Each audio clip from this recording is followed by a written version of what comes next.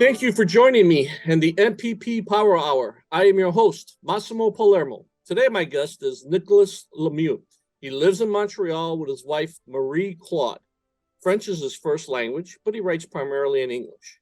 He is an inspiring author and is working on completing his first novel, Seven Drifts, a science fiction story.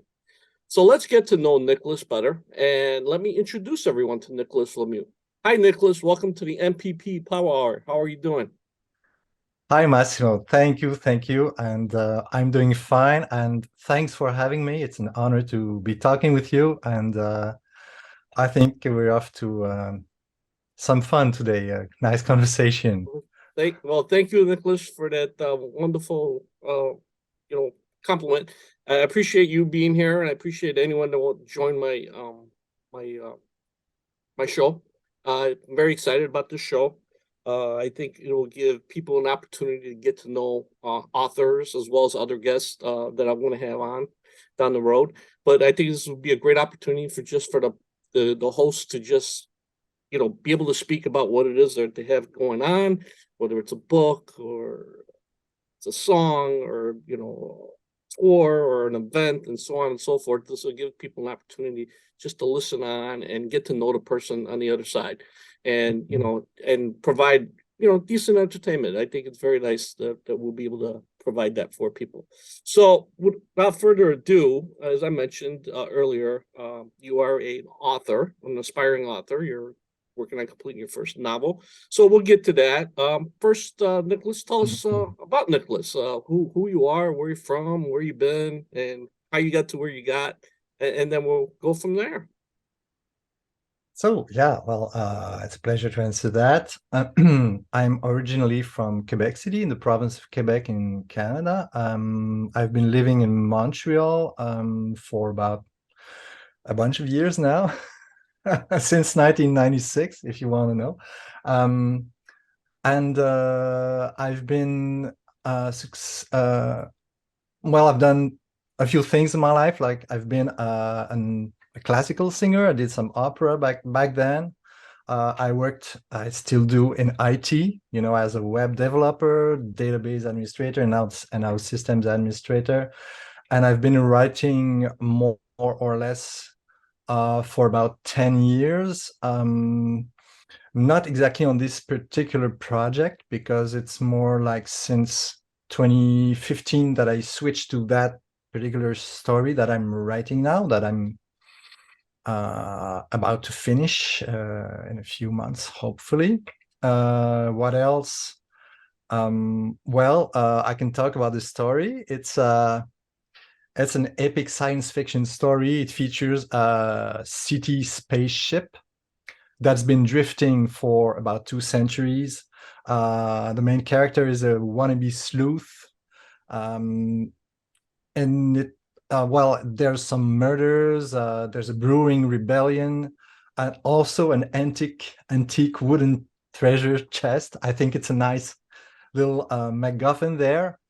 And that's about it. I'm finishing putting my last touches on the fourth draft at this point, working on the final section of it. I should reach the end by June, about in 3 months, about something like that. And there's going to be some work involved after that, of course, for a few more months. I was planning to publish it in around September, but I think it's a little short right now. So I don't know. It's a Okay, tentative date, and right, that's the reason of the tentative in right. there. And in the meanwhile, people who are interested will be able to get some snippets of this, right? We'll be able to catch a Yes. little bit of it on your site or the site that you're going to provide for us. And maybe you want to share a blurb real quick or something, whenever. I mean, not necessarily now. Well, if you're curious, you can check out Nicolas Lemieux.xyz. So my name is Nicolas, no H, Lemeiux. So Okay. if you go to the XYZ, you'll get to the download page where you can subscribe to my newsletter and download a free story, which is an excerpt from one of the earlier versions of the story. I think it's still good. It might be different in the final version, but I think you're gonna have some fun reading that. There's a few other excerpts on my site as well that you're going to be provided links to if you subscribe to the newsletter. So I hope you Gotcha. enjoy. Yeah, gotcha. Well, I hope the readers will enjoy it as well. What do you think has been the toughest part about writing, or do you think the ending is going to be the toughest part for you at this point? I don't think so. I think the toughest part, well, not tough per se, but taking a long time is the learning process, because it's my first real, serious project to write an entire novel and bring it to a level where it can be published. Yeah, I changed story types or genres, if you like, 2 times. I Okay. wasn't sure exactly. I had this first draft back in 2017, first complete, from start to finish with the end. At the end, I was super proud of that. And when I started revising it, I had like 1,000 and more, little notes for myself while reading it again, and it was kind of overwhelming. So I tagged them, by not by priority, but by scope. Is it a global scope or an act scope, or does it pertain to a particular scene? So from there, it was easier, to know what to work on. So what's global is well, obviously needs to be sorted out first, and maybe what's specific to a scene maybe doesn't need to be worked on at all at this point, because I don't even know if I'm going to keep the scene or not. Okay. So and it's been a great process. I did lots of learning. I worked, and I still do, with an editor, a developmental editor, that I met through a course that was provided by StoryGrid. Okay. So back in 2018. And so I explored different story genres, like, is it an action story or a thriller? It's very close. It has, they have many points in common, but it's still different. The main, turning points and, Right. structural scenes aren't exactly the same. So I went from Right. one to the other, and I came back. So I had an action story, specifically I wasn't sure exactly. I explored the yeah the thriller genre. I rewrote the first act completely, like twice. Then I realized, no, it really doesn't want to be an actual thriller. It's an action story. It's actually specifically it's a rebellion story. And when I Okay. realized that, everything fell into place, so to speak. All the major structural points started making sense to me, and it was, wow, like an epiphany at this Right. point.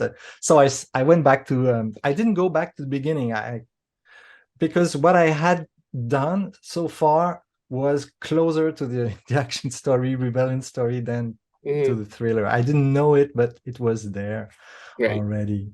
Right. So So from it's there, just, very so it's yeah. very reminiscent of like a Star Wars with the rebellion, and against the the Darth Vader and his folks and all that. So you have a rebellious type of characters or story, right? There are So a lot of parallels. yeah. That's absolutely true, because, well, there's a regime that's oppressive, that's Right. super powerful, all Right. powerful, and you Right. have these groups of people who want to challenge this authority that's, Right. you know, uh, um, Very, oppressing them, and right. there's Very, one mhm. person who might be the person who might The main actually character, the main main bad guy. character, of Yeah. course. Right. Everyone has to have someone to like to point at, right? We need to point the bad person. This is the person, right? So yeah, that's like Darth Vader was the bad guy, right? Everybody knew that he was the bad guy, and the whole Force rebellion Yeah. was the good guys. So yeah, so I wanted to bring you on the show because you are an aspiring author. You're almost complete. You're getting to the finish line, so to speak, with the writing. And you said something that's very interesting to me as an author also, that you came across an editor while you were writing your book, where I wrote my book like from start to finish on my own, and then submitted it, and then had it edited after the fact, right? So it's kind of Right. unique. I mean, I don't know how often or many authors use an editor while they're writing their own book.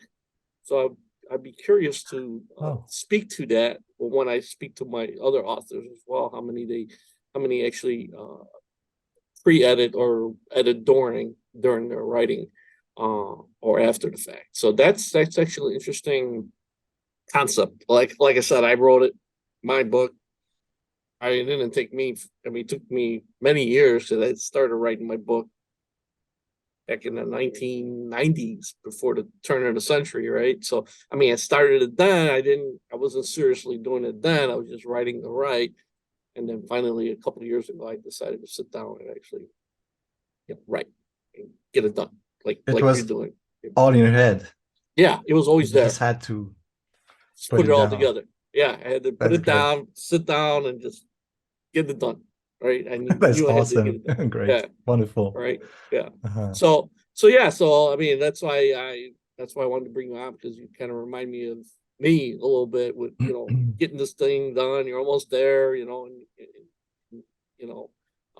So yeah, I could like literally like relate to what you're doing. You know. Yeah, and to me, it wasn't really something that I had planned in advance. Mm-hmm. Mm-hmm. I was kind of was a fan of the podcast, the Story Grid podcast. It was super giving me a lot of knowledge and experience. It's super relatable too. This man, Tim Grohl, volunteers to work with this editor, Sean Coyne, and he's the rookie writer, and Sean is the experienced editor, and together they work on his project. And I could relate to that a lot. And when they started offering courses, I was okay, that's interesting. So, and at some point, one of the courses had an option to work with an editor for like 15 weeks. Mm-hmm. And I just thought, okay, let's try it. Right. So it was more something like something on the spur of the moment than something I had planned for a long time. But I liked it so much that I kept doing it because, um, having someone that you can bounce your ideas on, Mm-hmm. like two brains, someone that knows your story as well as you do, and that encourages you, I think Mm-hmm. it's priceless. And getting Right. used to talking about your project from the inside, that's also something that I appreciate a lot. But I could have done it the other way, just reading the books, Story by Robert McKee, books like The Writer's Journey, the hero with 1,000 faces. It's a little arid, but it has a lot of well, you can brag about it at least. Right. Um, and Save the Cat and things like that. You learn little things Yeah. that you Little bits and try pieces. on. Mm-hmm. You see what works, what you like, what you don't like. What's super useful to you at some point might not be that useful a year down later down the road. Mm-hmm. But through all that, your project evolves. That's what happened to me anyway. Mm-hmm. It took longer than I anticipated, but I wouldn't change, a thing. I'm super glad about it. Yeah. And so, but I don't know how many. Coming back to your Yeah. first question and all that, how many authors work alone and do the whole thing and Yeah. eventually meet an editor who works with them to Right. bring the book, the project to Right. completion Together. Yeah. Right. together, or decide to hire a developmental editor. Of course, it's not free. You have to have a Sure. budget to choose to put some skin in the game there. Right. Uh, Right. I I don't mean, know why? what's the Yeah, proportion. why would they take your project seriously unless there's something in it for them to, It's a lot make of it work. serious? Yeah, Yeah, it's a lot it's a of big, right. it's a huge investment of time and Sure. energy and Right. brain power, Right. but Right. those people, the people who can do that, I admire them very much because it's well, they're very committed Yeah. uh, And they're it's very not, good at what they do. yeah. Right. Oh yes, yes, they Yeah. are Yeah. very competent and Yeah. knowledgeable, and they They have, say yeah, I was going to say, I've been told that a great book is when the book has been edited very well, like the finished piece is when they edit yes, someone yeah, that's been a good editor, making sure that the typos are, removed and making sure everything makes kind of sort of sense, so to speak, yeah, try to keep it in line so that way, when people are reading it, it's more of a smooth reading for folks as well. So they say yeah, the good books are ones that have really good editors as well. So I yeah. mean, so yeah, so Right. I mean, like I said, it's writing can be inspirational, it can be for whatever reason, maybe it's in you. I mean, I don't, like I said, I'm going to be asking my author friends, like, did they also use editors prior to completing or during, or, just out of curiosity, how many people, do it after, during, or before, and so on and so forth. So I'm going to kind of try to get a, better a better feedback as Yeah. far as how much or how often that happens. So speaking of inspiration, so what do you think inspired you to write? Was it just, I mean, you seem to have a lot of artistic background in you with the music and the singing, and do you think this particular writing something that triggered you to want to start writing, or was it something that you always had it in you and you finally just sat down and decided to do it? Yeah, I think it's more like the last thing you said. I've always had this desire in me to write stories. I couldn't, for the life of me, actually sit down long enough to, Mm-hmm. I didn't know how, I didn't know, I wasn't ready to invest the time. Maybe I was doing something else, like studying first sciences and physics, and then music, and trying to get by. But as a kid in school, I wrote an quote unquote a novel once about a volcano and a monster and people, meeting the monster, but it must have been like 3 or 4 pages long. It's a kid's story, Mm-hmm. but I remember being super proud of that. And later in high school and later, each time I had stories to write because of French class, not English. English came later. um, it was hard, but each time I was kind of, oh wow, I did that. I was kind of Right. proud of myself. And in my 30s, I kind of realized at some point that, writing, especially science fiction, but any other genre for that matter, you can integrate all your fields of interest, all the things that you're passionate about.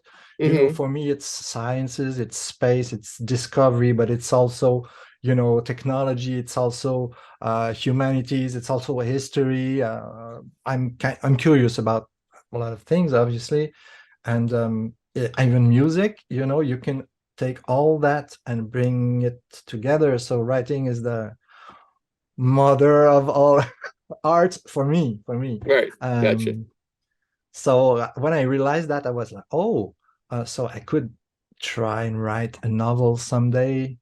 Mm-hmm. But I was young, I was singing, and I waited Sure. until I Well, started for real.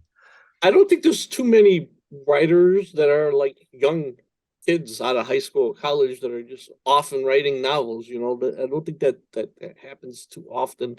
I think most writers get a later start after their experiences. At least that's what I've noticed. I don't, like I said, most people I don't think have experienced enough in life to kind of like sit down and kind of start writing. I mean, especially if people are writing from their own experiences per se. I mean, how much experience can an 18-year-old have had right? 19-year-old, 20-year-old at that point in life, unless they had a rough life, right? Then, obviously that's different. But, probably most people Yeah. don't have this crazy experience to be able to write about it, at least the novels were. And so yeah, I Well, mean, like you said, you've been doing it to your passion, and you were mentioning you wrote a novel when you were a kid. I think my first taste of writing was when I was in high school, and I submitted. I was a senior, and English writing, that wasn't my thing at the time. I was more into sports and lunch and everything else, but English. And I submitted a paper. I got an A on it. Teacher goes, I don't want to give an A. I'm like, whoa, like, oh, where's this coming that's from? Like good. me? I mean, it was a story. Like I created a story, so That's very good. yeah, yeah. So I'm just wow. So yeah, so I mean, it's Mhm. just funny how people get inspirations, and then like I said, I started writing after that, and we'll take it from there. Yeah. I'd like Um, to bounce back to what you said about being older and more experienced versus being young. And mm-hmm, I do not disagree completely with mm-hmm, what you said, but a counter argument to that could be that, well, very early on in the life of a human being, we actually do experience most of the emotions and experiences that we will ever. I'm trying not to say something I don't really think, but I've seen people write things in their teens and 20s that are super very very mature writing. mm-hmm. So I wouldn't say um, right off the Right, bat that you need to be older, because right, I do a lot of prospecting. I reach out to a lot of writers on the social media, and many of them are yeah, much younger than I am and have published great mm-hmm, books. So yeah, there's something to be said on both right. sides, I think. Sure, sure. And again, I don't mean to say that it's 100% accurate. Like young people can't Uh, write. That's not what I meant at all. I just meant I think we would probably find the majority of the writers get started later, as far as yeah, writing goes. I'm because not it saying takes a that long someone, time. yeah, yeah. I mean, you're absolutely right. I mean, we all experience our emotional feelings and whatnot very young, right? Very young. Yeah. Yeah.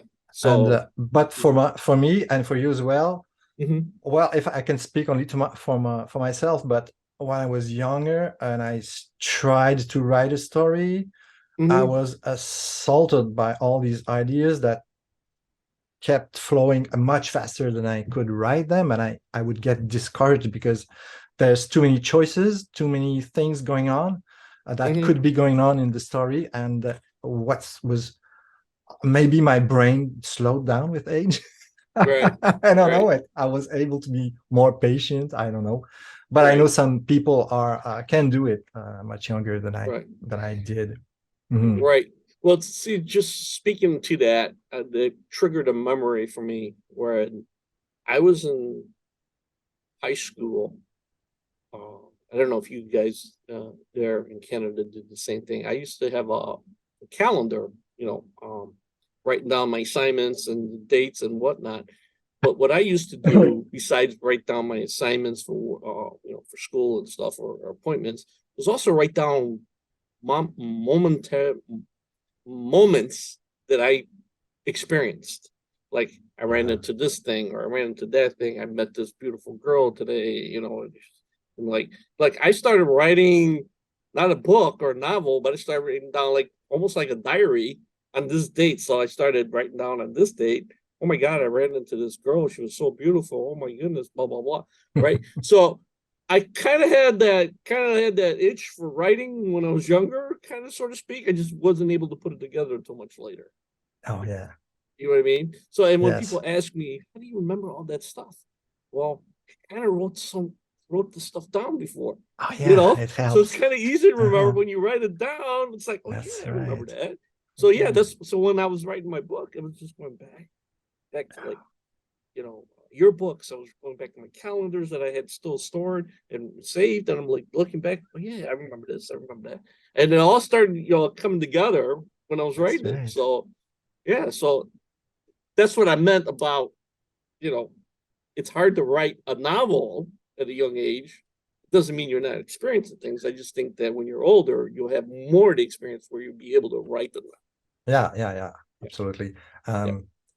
Oh, I've got a few questions that I want to ask you, but Well, go ahead. but before I do, Yeah, go ahead. um, there's something else that sprung to my brain while you were talking about journaling, because that's what it actually is.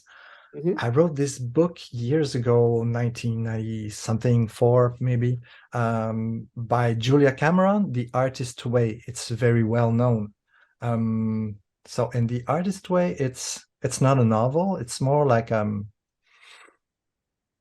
inspirational book about creativity that applies to all creative venues. So if you're an artist, a musician, a writer, it doesn't matter. It works for everybody. And she had these exercises, kind of, routines that she puts you on. And one of them is the morning pages.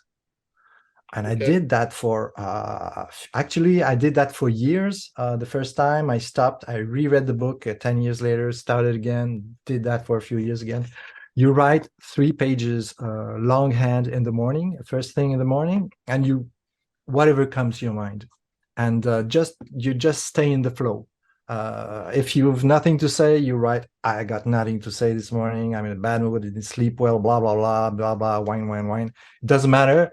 It What it did to me, it gave me a kind of rhythm, writing rhythm. So I Like an wasn't afraid of the exercise? page anymore. So when I'm kind of stuck in my story, I just go, okay, what's the problem here? Blah blah blah blah. I could do this, I could do that.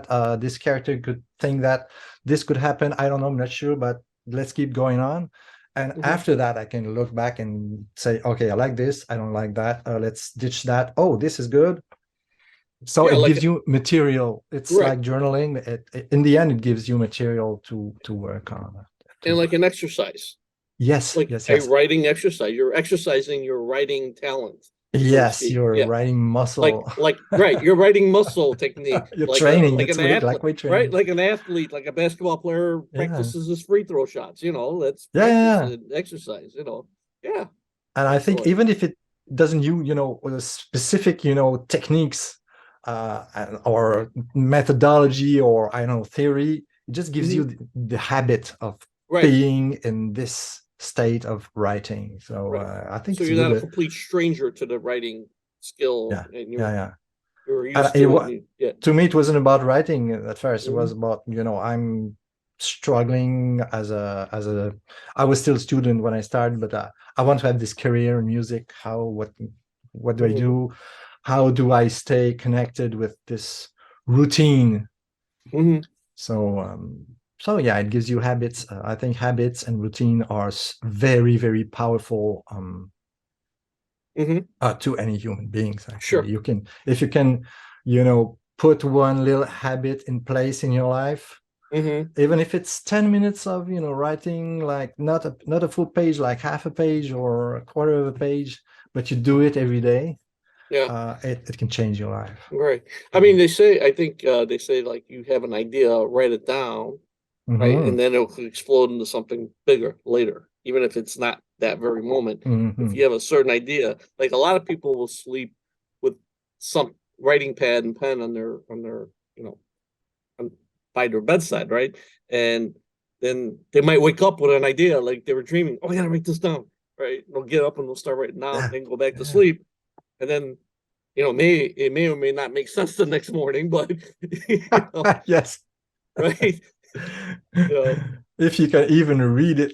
right, Because my right, handwriting is so bad, it's like encryption. I'm not afraid of people opening my notebooks.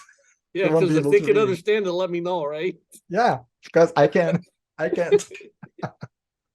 most of the time. Right, Oh, that's funny. yeah. So, you said you had a question or something you wanted to ask? Yeah, I was wondering, since you wrote your novel, is it a series or? Stanley? Yeah, I have it's a saga. I've written Oh, good. two of them so far. I'm kind of holding back on the third, or more. It's more like a trilogy, but I'm waiting for that third one to be completed. I've started it. I got three-quarters of it done, but I haven't decided how I want to finish up yet. How I want to finish that. And to me, as a writer, the hardest part of writing is coming to the story, the end of the story, or the end of the book, right? Yeah. Not the end of the story, because the story is never really over, right? It's the book, you know, Yeah, that's right. because you don't want to end the character, because then oh no, now what, you know? But so I never wanted to end it that way, where it was just permanent, right? So I think the hardest part for me was getting a good ending, right? Mm-hmm, mm-hmm. Where it's not like, oh God, it's over, everything's done, blah blah blah. So to me, it was the hardest part. Is like I never ever really want to end a thing just like ending. Like you don't want to see someone die or the main character die. You don't want to see the person just miserable and lonely and all that good stuff. You just want the story to continue. I as a writer or as a reader, I never really want to see. Does anybody really want to see an ending to a character? Like all those Rocky movies. Does anybody really want to see Rocky go away? No. As a character, That's right.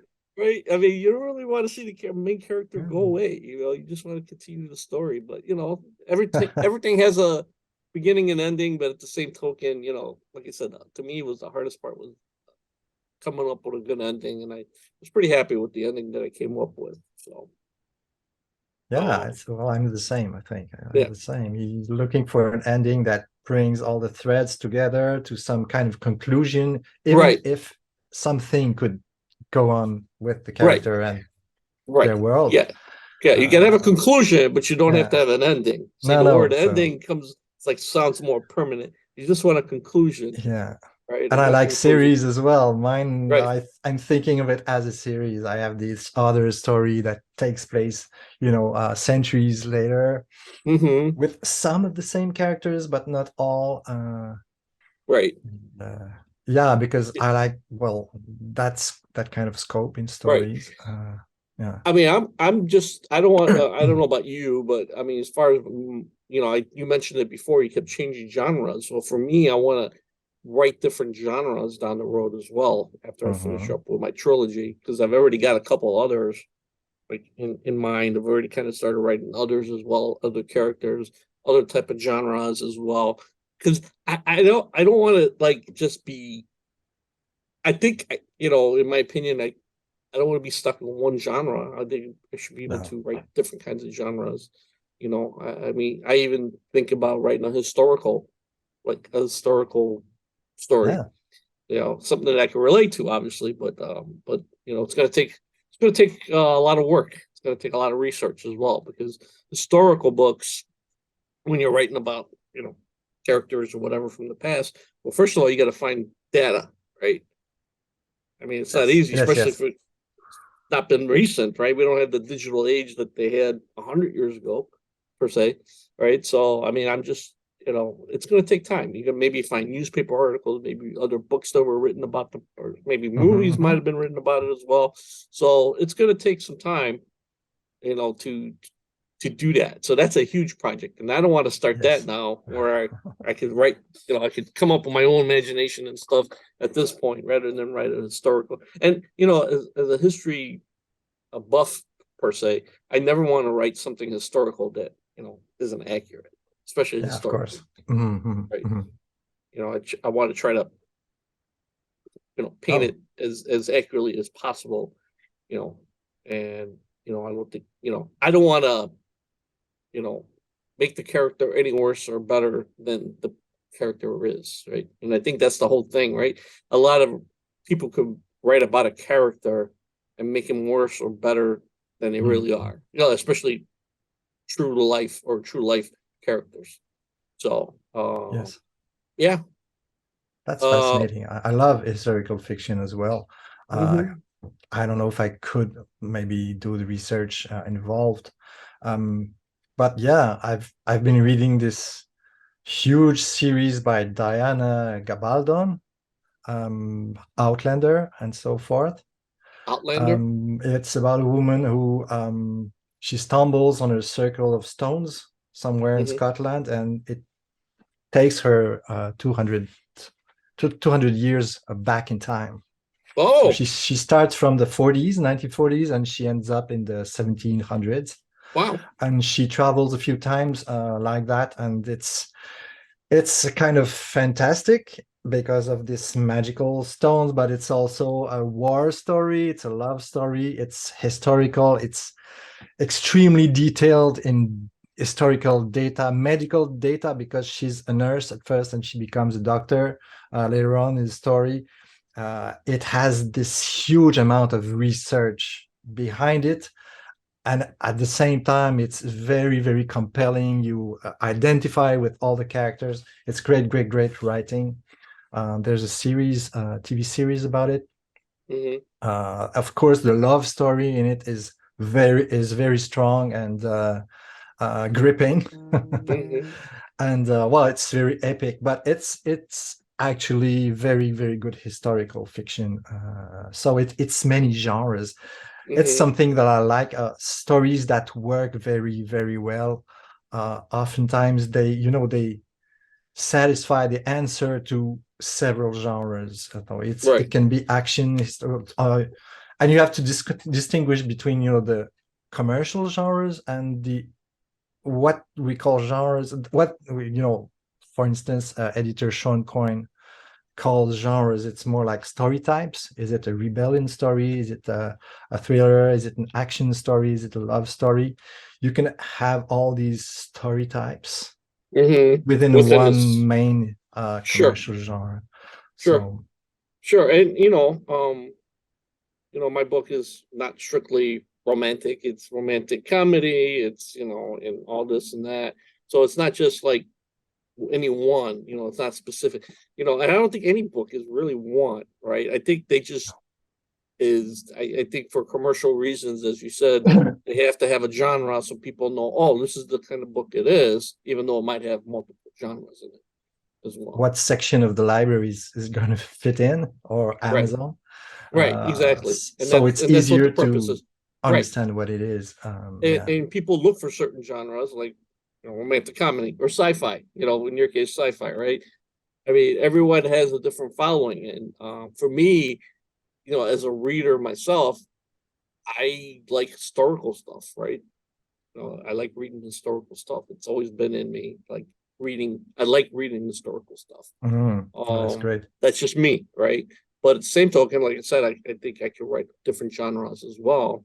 Um, um, but yeah, so like I said, different genres. So you hope to get this done by the end of the year, before the end of the year, right? Yes. I know September is going to be. You said September is maybe pushing it a little bit, but Yeah. how big? How many chapters or how many pages or words do you think this book will be? I think it's quite big. I haven't counted the new version, but the first draft was 172 thousand words, and it would amount Wow. to about 800 pages or something like that. It was kind Right. of big, maybe too big. I tried to condense it a little bit, Right. and I don't think I succeeded so far. I think I'm getting used to the idea that maybe I like it when it's longer. Right. Right. I'm aiming for maybe about 70 scenes, Okay. but they all tend to sprawl a little bit because I'm putting a lot of world building and little actions and several characters and I'm sorry. I think it's okay in the end. If the Mm-hmm. story is good, why not have it last longer? And I think, especially in the science fiction and fantasy genres, Mm-hmm. people are looking for something that's a little bit longer than the average novel, and that has follow-ups too. Right. So, That's why I um, like stories like Star Wars or Star Trek I'm sorry. were so popular Yeah. Mhm. because they weren't And just one. story. They were like a whole bunch of stories. I'm not refusing totally the idea that I could take this story and, Put it on separate screen. it Hmm. in several smaller stories. But I'm keeping that, I'm not thinking about that right now. I want to finish this version first. Hmm. And And yeah. I think that's what happened with me is when I was writing my first book or my first books, I was writing everything together, Mhm. like all my ideas. I was putting them all together, and then I realized it's kind of like a run on. It's like run on. So it's best to separate, in my opinion, for me, at least for my character, was to separate a certain portion of his character to one book, another portion of the character to another book, and then bring it all together in the third book. Both, Yes. you know what I mean? Like kind of put Yes, it all yes. together. Yeah. I like Part that. three. Okay, here we go. Boom. Uh-huh. And it allows you to develop even more because you keep getting Exactly. new ideas and Right. this character and could have this friend or Right. whatever thing could happen that would enrich the story, not make it heavier, but enrich it, make it more lively. So Yeah. So yeah, I like that too. do you see have you imagined what these characters look like at all? I try to, but not too much at this point because I have so much to think about at this point. I might Mm-hmm. do more of that kind of thinking, but I kind of Mm-hmm. do anyways, especially for the main characters. Right. Yeah, I yeah, mean, it's yeah. possible that, especially sci-fi, that it could turn into, like a comic book, like type of Oh, that's story, interesting. Yeah, yeah, right? Like a comic book, or possibly go to film or something or television. yeah, yeah, yeah. So you know, that's why I'm asking. Do you have like characters faces? Like for me, I do. Like my characters in my book, I know what they look like because I had based my characters off people I encountered or known and friends, and so I know what my So characters look like. people, have you been thinking about specific actors or actresses who could play your Yes, characters? Okay, yes, I actually have. I that's interesting. Yeah, I actually have. I'm actually So there's my main character is Gianni, right? And Gianni Martino is my main character. He's the guy. And I've always, not always, but recently I was imagining if this ever turned into a film, Yeah, who yeah, I'd yeah. like to play Gianni's mother in the story, in the film, would be the Hmm. actress Monica Bellucci. Oh yes, okay. Hmm. She's the right age for the mother, age for the character at that point. Hmm. Hmm. Hmm. So, and plus she's beautiful. So, it'd be a tribute to my mother, because I'm Hmm. basing the characters on my own, characters, myself, my parents, So, Monica Bellucci, that'd be a wonderful Yeah, actress sure. to play. Yeah. And she's Italian and my characters are Italian. So, hence, I think she would make a great fit. I mean, not a whole lot of people I've thought about per se, but I wouldn't mind her being as one of the characters if I think, it ever goes yeah. to film.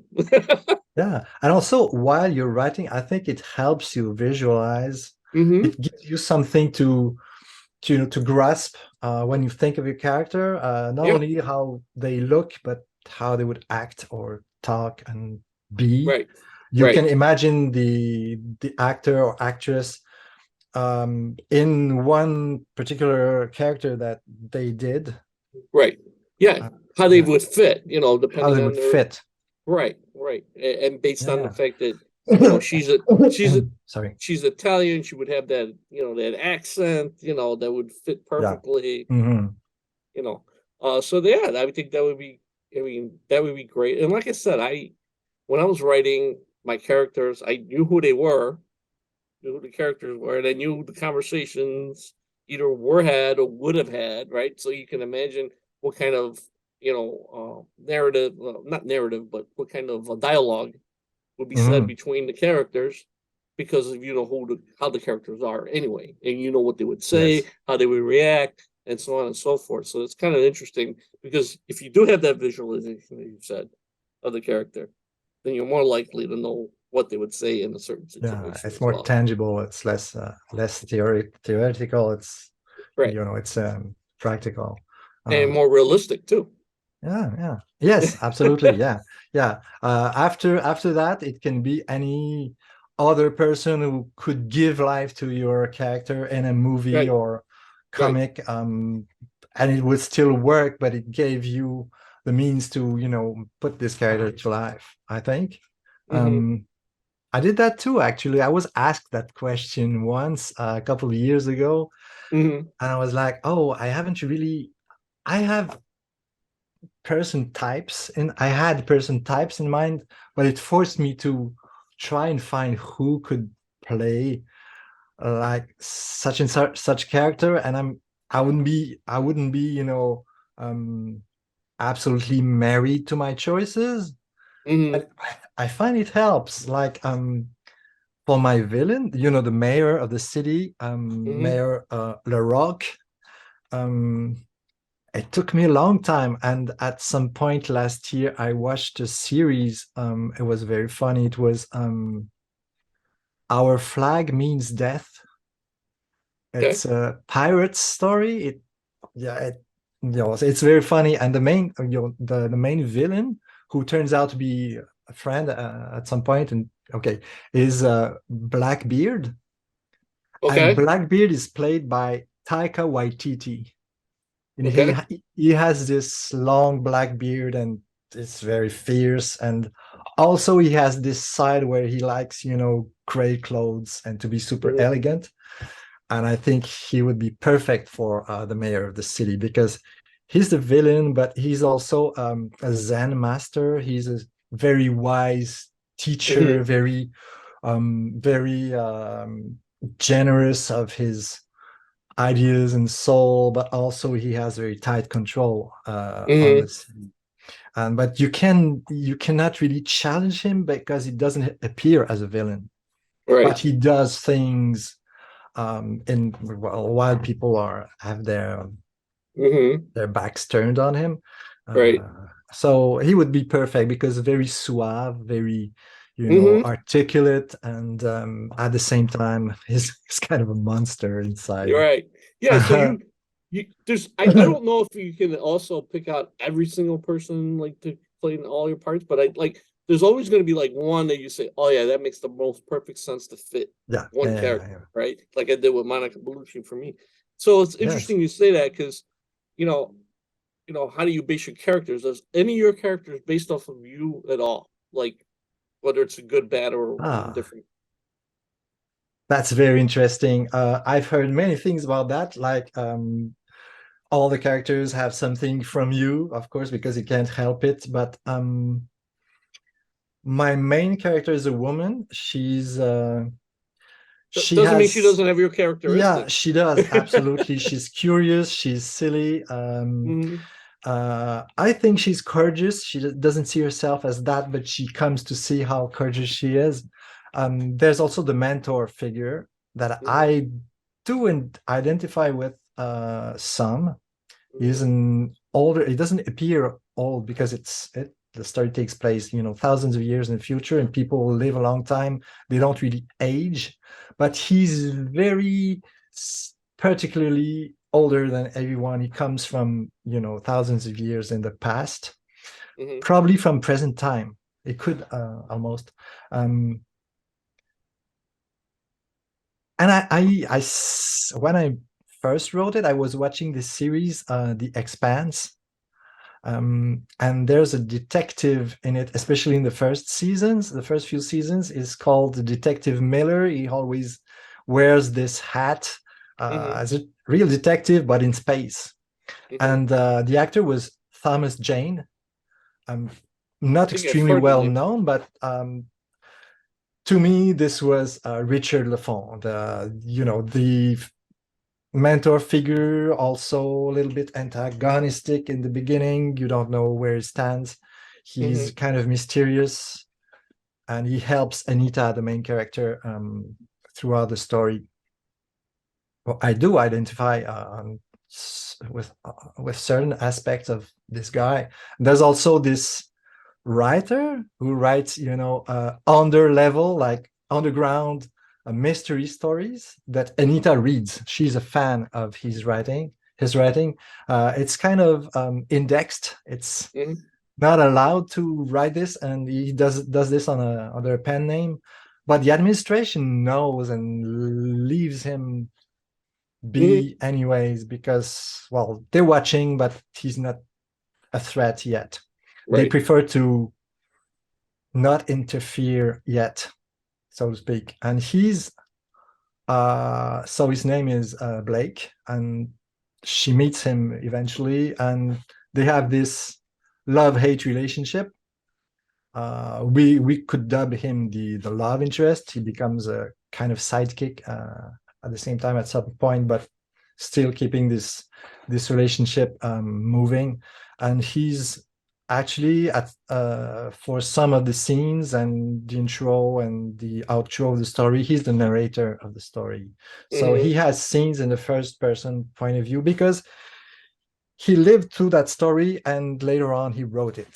So he's a Mhm. writer who writes the story. No, I know it's me, but he's the character in the story who Yeah. writes the story, because I want the story to be read later on by another character in the next series of stories, and what they learn through reading it Mhm. could change a lot of things in their own story centuries down the road. Sure. So Yeah. I like to make Interesting. links between stories, different Yeah. eras, Uh-huh. what happened in the past that is not very well known. When it Mhm. becomes known, well, it Right. it will, of course, it will influence the course of things. Right. So I asked that question because of a couple things, right? Like my main character, I based it off of me. Uh, and Mhm. a lot of the characters, like I said, I based it off of people I knew or I've known or friends with, and so on and so forth. And it kind of reminds me of something else, like how many other people who write, whether it's novels or comic book strips or whatever, right? Like it always reminds me, like Stan Lee, the creator of Yes. Spider-Man. Uh-huh. He's written so many characters or so many different, characters over the years, and his main character, Peter Parker, Spider-Man, was based off of, he said, was him, right? Because, or at least it looks like him. Peter, I mean, he's this nerdy kid in high school and all that, but I mean, the size and how he looked like, that's how he pictured Peter Parker Yeah. was Stan Lee, how he came up with it. So they call him the father. He was the father, and that it would really, obviously he wasn't a Spider-Man, right? But at the same token, Peter Parker is probably more like Stan Lee, right? Oh, that's So interesting. yeah, yeah. So it's interesting how people come up with all these, how they come up with their imagination. I mean, yeah, you have to have some starting point, right, Yeah, to yeah. kind of launch things. And it So makes the characters very relatable, because you read that and you identify with this guy who's kind of nerdy, reads comics probably like you're right, doing, and right, becomes a superhero at some point right, or very right, early right. on. So Exactly, it's exactly. very, thrilling to Right. become that hero. What's interesting, because when I actually read about Peter Parker and the height, the weight, and everything about it, I was just like, oh my God, that's me. Like literally. Wow, that's cool. That's I'm cool. not saying I'm Peter Parker, but I'm just saying the way that they described how he was built and how tall he was and all that. I'm like, wow, that's literally me. It's crazy. But so it's just kind of funny. But so anyway, we've been talking a while, so Oh, we're already. coming up to, yeah, we're coming up to the end now. So is there anything else you'd like to tell the audience today in regards to your book? Obviously they can't buy it now, but they can obviously, No, totally. right, They're gonna they have could to get wait. I'm sorry about they have that. to wait a little longer. A They have little to be a little longer. more patient. But I'll keep is them there some posted. place where they could be notified? I mean, obviously, I'm going to put your Yes, links on absolutely. on So the YouTube. nicolasLemieux.xyz, Mhm. or nicolasLemieux.com, but be aware that there's no H in my first name, Mhm. because you're gonna end up on a store And no that K sells either, t-shirts. right? No K, just Nicolas Lemieux. But Nicolas Lemieux, that XYZ is a sure way because I bought the two domain names with the H and without. Okay. So you're gonna So end up at the same place. there you You can go. Thank subscribe to my newsletter. I'll keep you posted. I'll send you. I do. I like doing interviews with other authors. I think it's very. It has a lot of value. And I'm gonna talk about my story, the world in which it takes place, because I think it's a great city. It has many quirks. I like quirky and complex and the foreign. And so go from there. Read the free stories called Cradle. You can download it after you subscribe. I'm sending you the link as soon as you provide the email address. You can unsubscribe anytime you like, so no strings attached, no hard feelings. It's all natural. If the first step is you get to know if you like what I do. If you don't, it's okay too. It's very fine. Not everybody's gonna like everything, right? Yeah, of So course. yeah. So that's great. Like I said, I will also provide it. Hopefully people will subscribe to my channel as well. So that way, maybe one day you'll come back after you've published. That'd be great. Published. And I think we've barely touched on all the great subjects and topics we Right. could approach Right. together. So I mean, we yeah. could do this for hours at a time, but we all Yes. have lives after this, right? So I'm sure your wife probably would like, hey, come on, let's go. I got things for you, the honey-do list, right? Yes. Oh, no, of course. She Um, does. so yeah, so thank you again. Like I said, folks, if you enjoyed this interview, I've got many more coming on the way in the pipeline as well. I will be posting very soon others as well as Nicholas's that we're doing today. And like I said, I will have Nicholas's information and links on the YouTube channel below in the description. So click those buttons, subscribe and like the channel, and that way you'll be notified when Nicholas comes back as well, and his Yeah. novel's ready, and any of my other interviews that are coming up. So thank you again, Nicholas. I hope you have a wonderful day, and good luck with everything with your book. I know you're going to get it done, and we're going to be seeing it. We're going to see the bestseller soon. Let's do it. Well, thank you very much, Massimo. It All was right. a great pleasure to be there. And I can't wait to do it again. Yep, same here. Thank you. Bye-bye. Thank you. So, if you are connected on my social media sites, contact me directly to make an appearance on the MPP Power Up. Hurry while there are still spots available. Don't forget to smack those buttons to subscribe and like my video. Thank you for watching.